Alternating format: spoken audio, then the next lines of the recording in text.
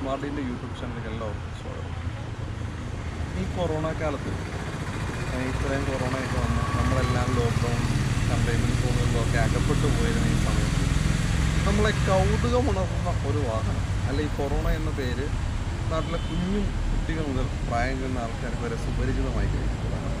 ഈ കൊറോണയുടെ ടൈമിൽ പല ആൾക്കാർക്കും ഇടയ്ക്ക് വെച്ച് ഞാൻ എവിടെ ഒരു വാർത്തയിൽ വായിച്ചിരുന്നു, ഒരു കുട്ടി ജനിച്ച ഒരു കുട്ടിക്ക് 2 കുട്ടികൾക്ക് കോവിഡെന്നും കൊറോണയെന്നും പേരിട്ടിരുന്നു.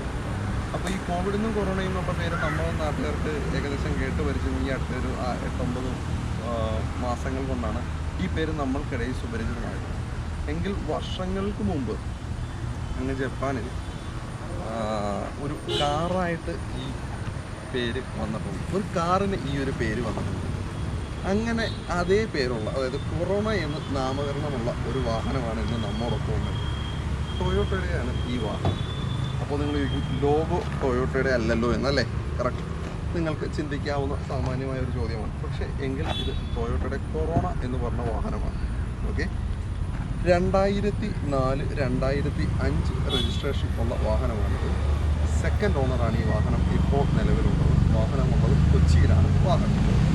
ഇനി ഈ വാഹനം നമുക്ക് ഫ്രണ്ടിൽ നോക്കിയാൽ നമുക്കറിയാം പഴയ കൊറോളയുടെ, അപ്പോൾ അതിനെപ്പറ്റി കുറച്ച് കാര്യങ്ങൾ പറയാനുണ്ട്. കൊറോളയുടെ, അതായത് ആദ്യകാല കൊറോളയുടെ ഒരു അതായത് ടൊയോട്ടയുടെ രണ്ടാമത്തെ സെഡാനാണ് ടൊയോട്ട കൊറോണ എന്ന് പറയുന്നത്. അതായത് കൊറോള കഴിഞ്ഞിട്ട് വരുന്ന സെഡാനാണ് കൊറോണ എന്ന് പറയുന്ന മോഡലായിട്ട് അവർ ഇറക്കിയത്, 2ാം തലമുറയിൽ. ഇത് ഡീസലാണ് ഈ വാഹനം, അതോടൊപ്പം തന്നെ ഓട്ടോമാറ്റിക്കും കൂടിയാണ്. അപ്പോൾ ഈ വാഹനത്തിൻ്റെ ഫ്രണ്ട് വശം നമുക്ക് നോക്കാം. ഫ്രണ്ടിൽ നിന്ന് നോക്കുമ്പോൾ തന്നെ വലിയ സ്ക്രാച്ചസോ വലിയ പ്രശ്നങ്ങളോ ഒന്നുമില്ലാത്ത ഫ്രണ്ട് എക്സ്റ്റീരിയറാണ് നമുക്ക് കാണാൻ സാധിക്കുന്നത്. വലിയ നീണ്ട ഒരു ബോണറ്റാണ് ഇവിടെ ഉള്ളത് ഈ വണ്ടിക്ക്. ഇനി സൈഡിലോട്ട് വരുമ്പോൾ, അതായത് അന്ന് അലോയ് വീൽസും കാര്യങ്ങളും വന്നേയുണ്ട്. ഈ അലോയ് വീൽസിൻ്റെ ഇവിടെ എഴുതിയിട്ടുണ്ട്. ഇവിടെ നിങ്ങൾക്ക് നോക്കിയാൽ അറിയാം, നിങ്ങൾ നേരത്തെ പറഞ്ഞ പ്രശ്നം ഇവിടെ ഇല്ല. Toyota Motors sports international. Toyota ആദ്യമായി വാഹനങ്ങളെ എക്സ്പോർട്ട് ചെയ്തത്, അതായത് കയറ്റുമതി ജപ്പാനിൽ നിന്ന് അവിടുന്ന് എക്സ്പോർട്ട് ചെയ്തത് ടൊയോട്ട കൊറോള വാഹനങ്ങളാണ് ആദ്യമായി അവർ എക്സ്പോർട്ട് ചെയ്തിരുന്നത്. അതിൽപ്പെടുന്ന വാഹനമാണ് ഇത്. ഇനി നമുക്ക് സൈഡിലോട്ട് വന്ന ഇവിടെ സൈഡിൽ ഒരു ഇത് കൊടുത്തിട്ടുണ്ട്. അതെല്ലാം എനിക്ക് തോന്നുന്നു നേരത്തെ ബ്ലാക്ക് ആയിരുന്നു, ഈ ഒരു പോർഷൻ അവർ പെയിൻറ്റ് ചെയ്ത് ഈ കളർ ആക്കിയേക്കുന്നതാണ്. വേറെ പ്രശ്നങ്ങളൊന്നുമില്ല. ടയർ ആവറേജ് ടയേഴ്സ് എന്ന് വേണമെങ്കിൽ നമുക്ക് പറയാം. ഒരുപാട് ടയേഴ്സ് ഇല്ല, അലോയ് വീൽസ് ആണ്. ബാക്കിലേക്ക് വന്നു കഴിഞ്ഞാൽ, ഇവിടെ വന്നു കഴിഞ്ഞാൽ നിങ്ങൾക്കറിയാം ഇവിടെ സെൻസേഴ്സ്, പാർക്കിംഗ് സെൻസേഴ്സ് കൊടുത്തിട്ടുണ്ട്. ഇത് ടൊയോപെറ്റ് ഗിഫു ടൊയോപെറ്റ് എന്ന് പറഞ്ഞൊരു ബാഡ്ജിങ് ഇവിടെ കൊടുത്തിട്ടുണ്ട്. ഇതുകൂടാതെ തന്നെ ഇതിൻ്റെ ഫുള്ളായിട്ട് ഒരു പ്രത്യേകത എന്ന് വെച്ച് കഴിഞ്ഞാൽ ഇവിടം തൊട്ട് ഇങ്ങേ അറ്റം വരെ, ഒരെൻഡ് മുതൽ അങ്ങേ അറ്റം വരെ ഇതിൻ്റെ ടെയിൽ ലാമ്പ് നീണ്ടു നിൽക്കുന്നു എന്നുള്ളൊരു സവിശേഷതയുണ്ട്. ഇവിടെ ടൊയോട്ടയുടെ ലോഗോ നിങ്ങൾക്ക് കാണാൻ പറ്റും. ഇത് സൂക്ഷിച്ച് നോക്കിയാൽ നിങ്ങൾക്ക് വായിക്കാം കൊറോണ എന്നുള്ള കാര്യം. ഓക്കെ, അതേപോലെ തന്നെ ഇവിടെ 2 ലിറ്റർ ഡീസൽ എഞ്ചിനാണ് അന്ന് ഈ വണ്ടിക്ക് കൊടുത്തിരുന്നത്. സെലക്ട് സലോൺ, അതായത് അന്ന് ഏറ്റവും കൂടുതൽ കൊറോണയ്ക്ക് ശേഷം വലിയൊരു സെഡാനെ ടൊയോട്ടോ അവതരിപ്പിച്ചത് ഈ വാഹനത്തിലൂടെയാണ്. അതായത് നമ്മൾ ഇന്ന് പേടിയോടെ കേൾക്കുന്ന കൊറോണ എന്ന നാമകരണത്തിൽ അന്ന് വന്ന ഒരു വാഹനമാണ് ഇപ്പോൾ നമ്മുടെ ഒപ്പം. അപ്പോൾ ഇതിൻ്റെ ഓവറോൾ എക്സ്റ്റീരിയർ ഇതാണ്. ഇത് നമ്മളെ എനിക്കൊന്ന് പഴയ സിറ്റി അല്ലെങ്കിൽ പഴയ ലാൻസർ എന്നുള്ള വാഹനങ്ങളെയൊക്കെ തോന്നുന്ന ഒരു ലോ പ്രൊഫൈലാണ് ഈ വാഹനം. നല്ല താഴ്ന്നിരുന്നൊരു സീറ്റിംഗാണ് ഈ വാഹനം ഡ്രൈവിംഗ് നമുക്ക് സമ്മാനിക്കുന്നത്. അപ്പോൾ ഇതൊക്കെയാണ് ഈ വാഹനത്തിൻ്റെ ഓവറോൾ എക്സ്റ്റീരിയേഴ്സ്. നമുക്ക് ഇതിൻ്റെ ഇൻറ്റീരിയർ കയറി എന്തൊക്കെയുണ്ടെന്നുള്ളതിന് നോക്കാം. ടൊയോട്ട കൊറോണയുടെ ഇൻറ്റീരിയറിലാണ് ഞാനിപ്പോൾ ഉള്ളത്. അപ്പോൾ ഇൻറ്റീരിയറിൽ ആദ്യം എൻ്റെ കണ്ണിലുടക്കിയത് ഈ സ്റ്റിയറിംഗ് വീലാണ്. നമ്മുടെ ടൊയോട്ടോ ഇന്നോവയുടെ ആദ്യകാല ഈ സ്റ്റിയറിംഗ് വീൽ ഒന്ന് കാണിക്കാം. അടുത്ത് ആദ്യകാല ടൊയോട്ടയുടെ ഇന്നോവയുടെ സ്റ്റിയറിംഗ് വീലാണ് ഇവിടെ കൊടുത്തിരിക്കുന്നത്. 3 സ്പോക്കായിട്ടുള്ള ഒരു സ്റ്റിയറിംഗ് വീലാണ്. 1,00,000 കിലോമീറ്റർ കഴിഞ്ഞിട്ടുണ്ട്. ഇത് മീറ്റർ ഒന്ന് കാണിച്ചു. ഏകദേശം 1,00,000 കിലോമീറ്റർ ഈ വാഹനം ഓടിയിട്ടുണ്ട്. പഴയ ഒരു അനലോഗ് മീറ്റർ കൺസോളാണ് ഈ വാഹനത്തിനുള്ളത്. ഇനി ഇവിടെ നോക്കിക്കഴിഞ്ഞാൽ കുറേ സ്വിച്ചുകൾ നമുക്ക് കാണാൻ സാധിക്കും. ഈ പറഞ്ഞ കണക്ക് ഇപ്പോഴത്തെ പോർഷയിലെ വാഹനങ്ങൾ നമ്മളെപ്പം കണ്ടു കഴിഞ്ഞാൽ അതിനകത്ത് നിറയെ സ്വിച്ചുകൾ കൊണ്ടൊരു കൂമ്പാരം ഉണ്ടാക്കി വെച്ചേക്കുന്ന നമുക്ക് ഇതിനകത്ത് കുറേ സ്വിച്ചുകളുണ്ട്. പഴയ വാഹനമായതുകൊണ്ട് തന്നെ ഇത് ക്ലൈമറ്റ് കൺട്രോൾ ഓട്ടോ AC ആണ്.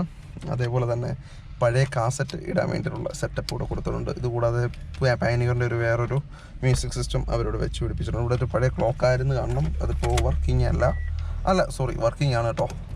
അപ്പോൾ ഞാൻ ചാവി ഓണാക്കാഞ്ഞുകൊണ്ടാണ് ക്ലോക്ക് വർക്കിംഗ് ആണ്. AC വെൻറ്റുകളും മറ്റു കാര്യങ്ങളും അതിൻ്റെ സ്വിച്ചുകളും മറ്റു കാര്യങ്ങളൊക്കെയാണ് ഈ കാണുന്നത്. ഓക്കെ, അപ്പോൾ ഇത്രയും കാര്യങ്ങളൊക്കെയാണ് ഇതിൻ്റെ ഇൻറ്റീരിയർ ഉള്ളത്. ഡാഷ്ബോർഡൊക്കെ നല്ല നീറ്റ് ആൻഡ് ക്ലീൻ ആയിട്ട് തന്നെ ഇരിക്കുന്നുണ്ട്. പഴയ പ്ലാസ്റ്റിക്കാണ്. നല്ല ടൊയോട്ടയുടെ ക്വാളിറ്റിയെ പറ്റി നമ്മൾ എടുത്തു പറയേണ്ടതില്ല. അതേപോലെ തന്നെ വണ്ടി 4 പവർ വിൻഡോസ് ആണ്. അതേപോലെ തന്നെ മിറേഴ്സ് ഇലക്ട്രിക്കലി ഇൻറ്റേർണലി അഡ്ജസ്റ്റബിൾ ആണ്. നമുക്ക് ഇവിടെ നിന്ന് തന്നെ മിറേഴ്സും കാര്യങ്ങളെല്ലാം അഡ്ജസ്റ്റ് ചെയ്യാം. പിന്നെ എടുത്തു പറയേണ്ട വേറൊരു കാര്യം പണ്ടിയുടെ ഗിയർ ബോക്സ് ആണ്. ഓട്ടോമാറ്റിക് ഗിയർ ബോക്സ് ആണ്. അതിന് 2 ലിറ്റർ ഓട്ടോമാറ്റിക് ഡീസൽ ആണ് ഈ വണ്ടി. അതിനോടൊപ്പം തന്നെ ഓട്ടോമാറ്റിക് കൂടെ ആകുമ്പോൾ പവർ പറയേണ്ടതില്ല. നമുക്കിനി വണ്ടി ഓടിക്കുമ്പോൾ നിങ്ങൾക്ക് മനസ്സിലാവും എന്തൊക്കെയാണ്. നിങ്ങൾക്ക് സീറ്റും കാര്യങ്ങളൊക്കെ നോക്കിക്കഴിഞ്ഞാൽ നല്ല നീറ്റ് ആൻഡ് ക്ലീൻ ആയിട്ടുള്ള സീറ്റുകളാണ് കൊടുത്തേക്കുന്നത്. മറ്റേ ലെതർ അപ്പോൾസറി അല്ല, പക്ഷേ എന്നിരുന്നു കഴിഞ്ഞാലും നല്ല നീറ്റ് ആൻഡ് ക്ലീൻ ആയിട്ടുള്ള ഇൻറ്റീരിയേഴ്സാണ് ഈ വണ്ടി ഉപയോഗിച്ചേക്കുന്നത്. നല്ല നീറ്റായിട്ട് തന്നെ ഈ വാഹനം ഉപയോഗിച്ചിട്ടുണ്ട്, പറയാതിരിക്കാൻ നിവൃത്തിയില്ല. 2005-4 വണ്ടിയാണെങ്കിൽ കൂടി നല്ല രീതിയിൽ തന്നെ ഈ വാഹനം ഉപയോഗിച്ചിട്ടുണ്ട് ഇവർ. അതേപോലെ തന്നെ ഒരു ബാക്കിലെ സെൻസേഴ്സ്, റിവേഴ്സ് പാർക്കിങ്ങിൻ്റെ സെൻസേഴ്സ് ഈ ഒരു മിററിലാണ് ഇവിടെ കൊടുത്തേക്കുന്നത്.